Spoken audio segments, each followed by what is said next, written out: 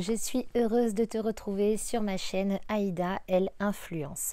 Tu le sais, ici on parle de mode, on parle de beauté, on parle de conseils en images et on parle aussi de mode responsable.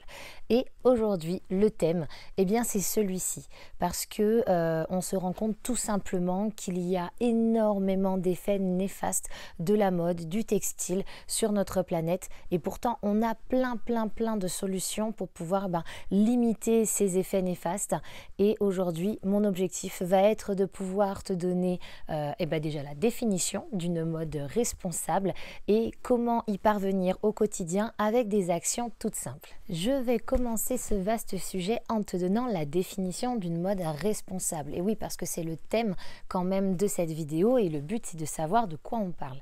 Donc une mode responsable, tu peux aussi entendre mode écologique ou une mode équitable, mais quand on parle de ces différentes modes-là, en fait, on parle de la même chose. Donc, quand on parle de mode responsable, c'est une mode qui va avoir une production qui va se faire dans les meilleures conditions possibles, qui va se faire de manière raisonnée, en évitant la surproduction et qui va utiliser des matières premières durables et à faible impact environnemental.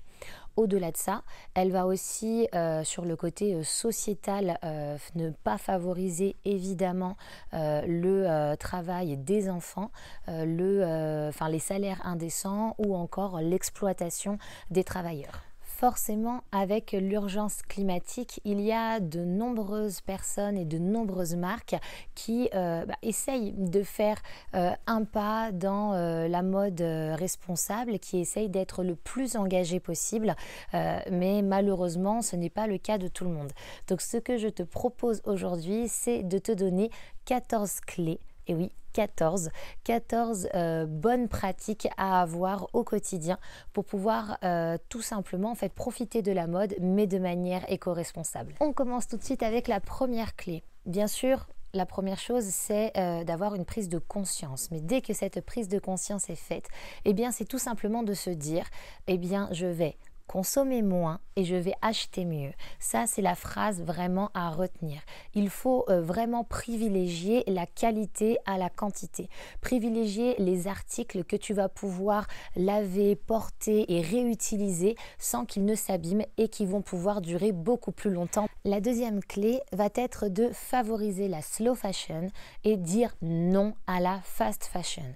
Fast fashion, c'est tout simplement ces marques de vêtements qui vont te proposer des centaines et des centaines de nouveaux articles chaque semaine, chaque mois. On n'a pas besoin de tout ça et qui vont te les proposer dans on ne sait combien de coloris avec un petit détail en plus, etc. et surtout à bas prix. Donc cette fast fashion, elle vient polluer ton dressing, elle vient polluer nos boutiques et il faut vraiment l'éviter au maximum. Alors, quand on ne se penche pas forcément à fond dans le sujet, on a l'impression que la slow fashion, au contraire, oui, elle va être plus éco-responsable, mais elle va faire mal au porte-monnaie. Eh bien, détrompe-toi. Évidemment, tu vas payer ton produit plus cher au moment de l'achat. Ça, c'est un fait. Mais en même temps, ce que tu vas payer, c'est tout simplement des bonnes conditions de travail, une bonne rémunération et une qualité de matière qui sera plus importante. Tout ça se paye. Voilà, sur un t-shirt à 5 €, on ne peut pas avoir tout ça.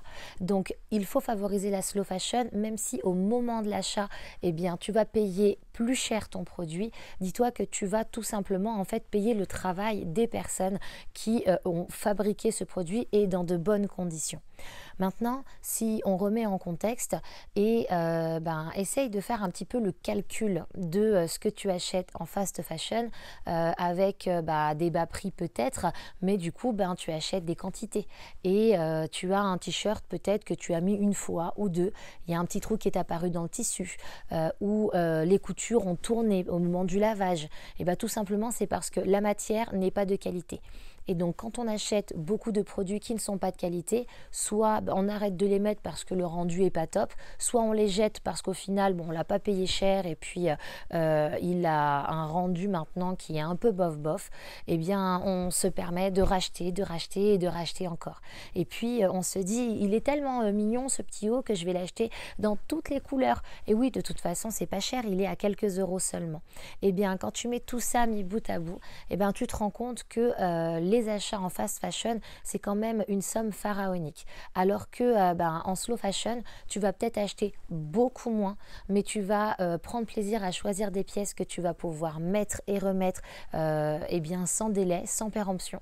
Tu n'auras pas besoin de les jeter et tu te feras pourtant tout autant plaisir au niveau de tes looks, voire plus. Donc oui, tu payes plus cher au départ, mais vu que tu vas consommer moins, un vêtement va peut-être t'en faire 3, 4, 5 que tu aurais acheté en fast fashion. Donc l'un dans l'autre, la slow fashion n'est pas forcément plus chère que la fast fashion. Troisième conseil que je te donne, quelque chose aussi qui est plutôt assez simple à réaliser, c'est de favoriser le Made in France. Alors, je te rassure tout de suite, ce n'est vraiment pas par esprit chauvin, c'est tout simplement pour favoriser les circuits courts au niveau des transports et du coup limiter les gaz à effet de serre. Quatrième super conseil, je te propose vraiment de te pencher sur la seconde main.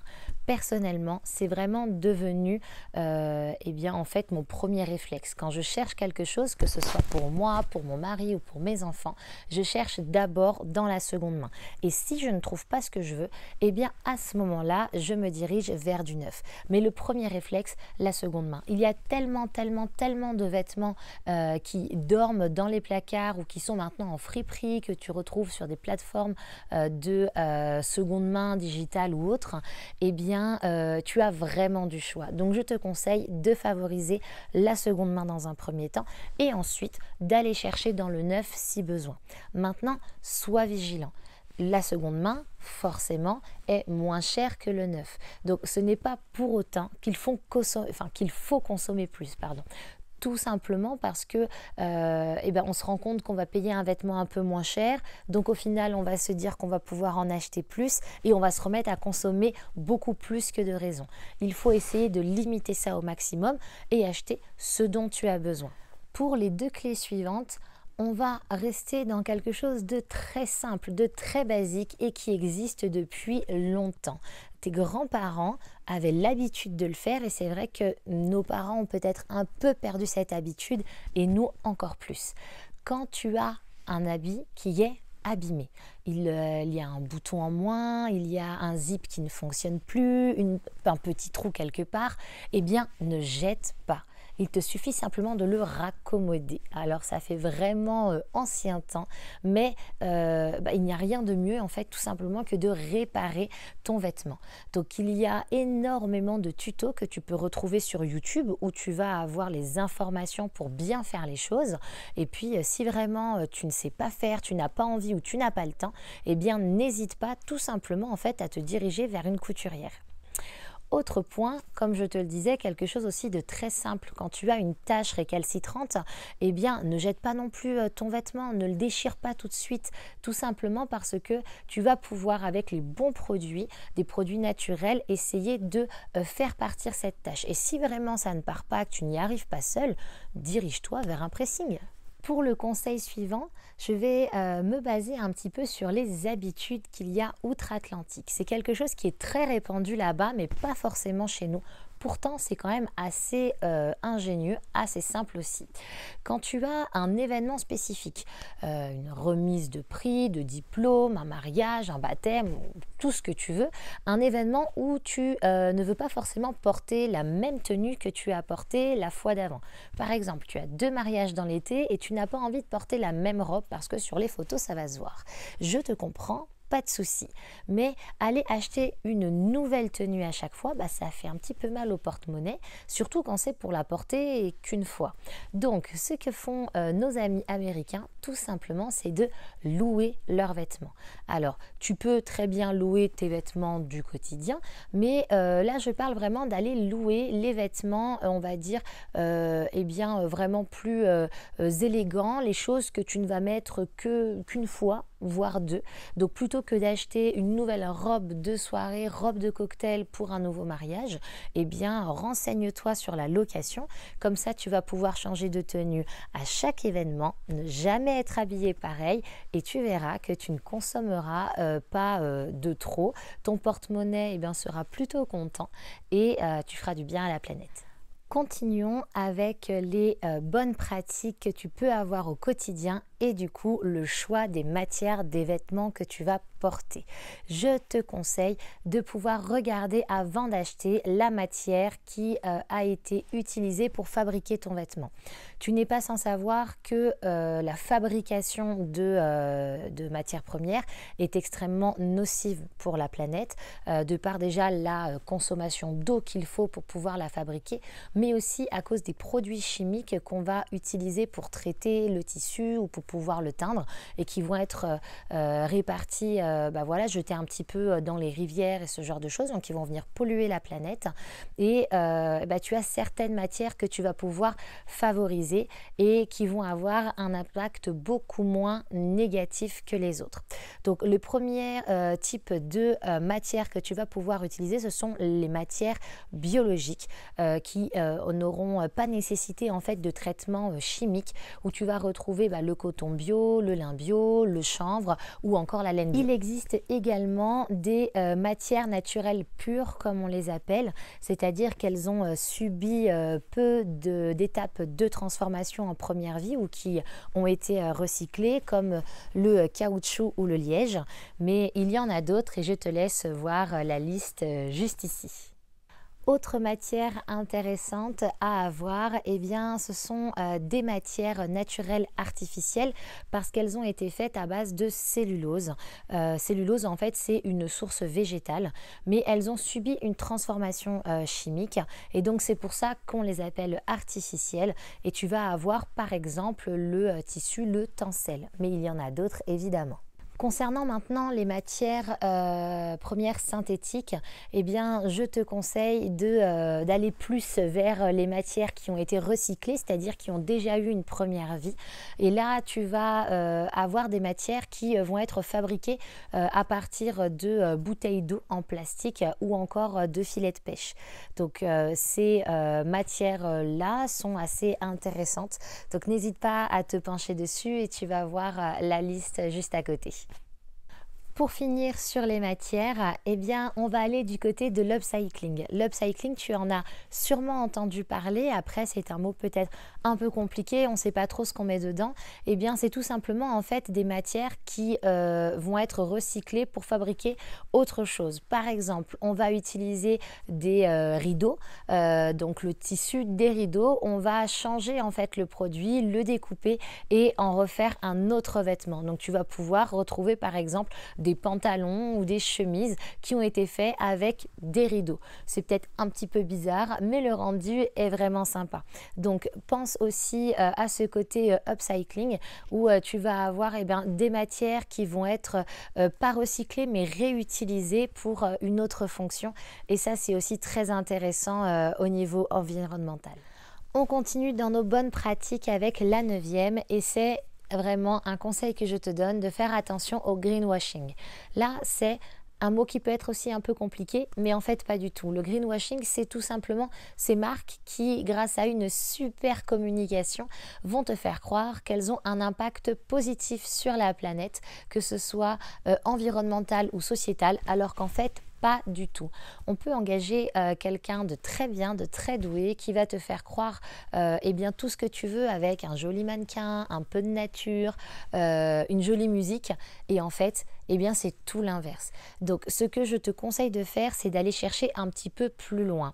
En allant sur Internet, tu vas pouvoir vraiment te rendre compte si ce qui est dit en termes de communication et de marketing est vraiment véritable dans la vraie vie et te dire oui, cette marque-là fait des choses pour pouvoir être engagée en fait au niveau de son impact environnemental. Elle va essayer de faire des actions qui vont essayer de limiter son impact, que ce soit au niveau de la production ou de la commercialisation de ses produits. Donc là, tu vas vraiment pouvoir avoir la vraie vérité. Donc ça, c'est pour le 9e conseil. Pour le 10e conseil qui est à la suite, c'est tout simplement en fait de te baser sur les labels. Tu vas avoir le label GOTS, le label GRS et le label Ecotex. Si les différentes marques utilisent ces labels, c'est qu'elles ont vraiment fait des actions qui vont permettre d'avoir ces labels. Et donc là, tu vas pouvoir y aller, je ne vais pas dire les yeux fermés, mais tu vas pouvoir y aller plus tranquillement parce qu'elles utiliseront des matières recyclées, mais pas avec simplement 5% de matières recyclées dans le produit, avec beaucoup plus de pourcentage parce qu'elles vont avoir aussi un impact important au niveau sociétal, notamment au niveau des travailleurs avec leurs conditions de travail et la non-exploitation des enfants, etc. Donc tu peux vraiment te fier à ces labels et si tu les vois sur les sites internet des différentes marques, si tu les vois inscrits sur les étiquettes de tes vêtements, eh bien c'est que tu peux y aller tranquillement. Pour le conseil suivant, je vais revenir sur une méthode dont je t'ai déjà parlé, c'est la méthode bisou. Alors j'en avais parlé dans une précédente vidéo, notamment qui portait sur les soldes et comment les faire de manière éco-responsable. Donc c'est une vidéo qui date du mois de juillet dernier.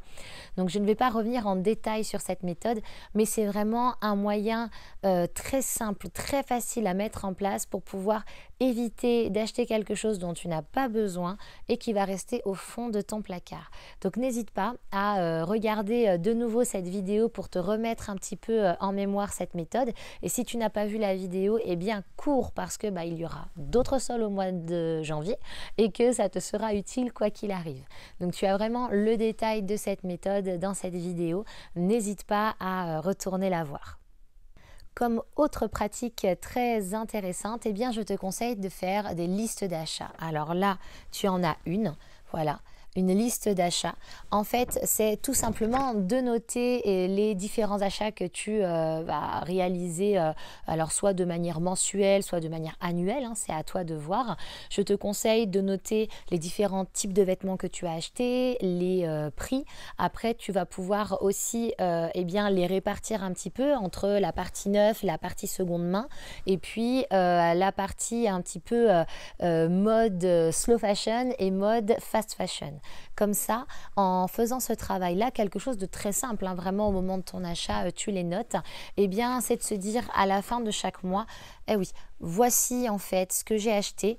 Ça va te permettre de pouvoir analyser un petit peu ton comportement d'achat et voir s'il y a des choses à modifier. Et tu verras que ça va vraiment t'aider à éviter à consommer de trop, mais aussi à essayer de consommer mieux. Si tu vois que tu as beaucoup d'achats en fast fashion, eh bien peut-être que le mois suivant, eh bien, tu te tourneras plus vers des marques de slow fashion. Le conseil suivant, eh bien, c'est un point que tu as dû déjà entendre, notamment sur les réseaux sociaux et sur YouTube, tu en vois beaucoup, eh bien ce sont les collections capsules. Si tu ne sais pas ce que c'est tout simplement un certain nombre de vêtements que tu vas choisir au début de chaque mois. Alors ça va comprendre les vêtements que tu vas porter, mais aussi les chaussures et les vestes par exemple. C'est d'en choisir un certain nombre, donc un nombre prédéfini, et de tourner avec ces vêtements-là uniquement sur le mois. Donc la collection capsule, c'est quelque chose de très intéressant parce que ça te permet de te rendre compte en fait que tu n'as pas besoin d'avoir des centaines et des centaines de vêtements dans ton placard pour être bien habillé chaque jour. Tu vas pouvoir faire des associations différentes, tu vas laisser parler ton imagination et peut-être porter des choses que tu n'imaginais pas porter ensemble mais au final qui se combinent très très bien. Donc la collection capsule, c'est aussi un outil à utiliser au quotidien. Et tu vas voir que tu vas vraiment plus partir sur des basiques, des choses qui vont pouvoir bien se marier, soit avec un pantalon, soit avec une jupe, que tu vas pouvoir porter avec une robe ou avec telle paire de chaussures. Enfin voilà, tu vas voir qu'il y a pas mal de choses qui se goupillent et eh bien c'est vraiment un outil intéressant aussi à utiliser. Donc si tu ne fais pas encore ta collection capsule, je te conseille de la commencer. Pour finir avec ce 14e point, 14e clé et conseil que je peux te donner pour avoir une consommation raisonnée et pour pouvoir être une modeuse responsable, c'est de de regarder un petit peu le packaging. Parce que si tu achètes quelque chose où tu vas avoir un packaging biodégradable ou un packaging recyclable, eh bien tu auras un impact aussi plus intéressant et un impact plus positif sur la planète. Et voilà, nous avons fini avec ces 14 conseils que je souhaitais te donner pour avoir une consommation plus raisonnée et être une modeuse responsable. Alors, 14 points, c'est beaucoup. Quand tu n'as pas l'habitude, eh bien, c'est difficile de tout mettre en place en même temps. Donc, ce que je te conseille de faire, c'est d'en choisir 2-3, de les mettre en place, que ce soit vraiment voilà, quelque chose de récurrent, d'habituel à avoir au quotidien. Et puis, le mois suivant, en rajouter 2-3 autres, etc., jusqu'à ce que tu aies pu tous les mettre en place, parce que on part du principe peut-être que juste nos propres actions vont pas changer la planète, mais si tout le monde faisait un petit pas, eh bien tu te rendrais compte en fait que l'impact serait juste énormissime. Donc commence vraiment par choisir peut-être les plus faciles à mettre en place, et puis voilà, chaque mois, chaque semaine, en rajouter d'autres jusqu'à ce que tu aies une consommation beaucoup plus raisonnée et que tu puisses te faire plaisir toujours dans la mode. Moi, je suis une modeuse addict, je ne pense qu'à ça, alors pas que, mais presque, ça fait vraiment partie intégrante de ma vie, mais j'essaye vraiment de le faire de manière beaucoup plus responsable en pensant justement à l'impact que je vais pouvoir avoir sur notre planète. Donc tu verras, ça fera du bien à la planète, c'est une chose, ça fera du bien également à ton dressing, à ta tête et puis à ton porte-monnaie. J'espère que cette vidéo t'aura plu, que tu auras appris des choses. J'espère vraiment qu'elle va pouvoir te servir au quotidien et eh bien tu penseras à moi quand tu mettras en place certaines de ces nouvelles habitudes, vraiment des bons réflexes à prendre. N'hésite pas à partager cette vidéo, comme je te l'ai dit, c'est vraiment les petits pas de chacun qui vont faire le grand tout. Donc n'hésite pas à la partager, à l'aimer, à la commenter, et d'ailleurs je te laisse me dire en commentaire les choses que tu fais peut-être déjà au quotidien, toi même avant de voir cette vidéo, ces choses que tu fais pour avoir une consommation plus raisonnée, et puis peut-être ceux que tu vas vouloir mettre en place assez rapidement, peut-être qui sont plus faciles aussi pour toi à réaliser dès maintenant. La semaine prochaine, je te retrouve pour une nouvelle vidéo. On sera sur un tout autre thème. On va laisser de côté la mode responsable et on va revenir sur une mode, on va dire, plus tendance automne avec la sélection de chaussures à avoir pour la saison à venir. En attendant, moi je te souhaite une très bonne fin de journée, un très bon week-end. Je te dis à la semaine prochaine. J'ai hâte. Beijos l'ami.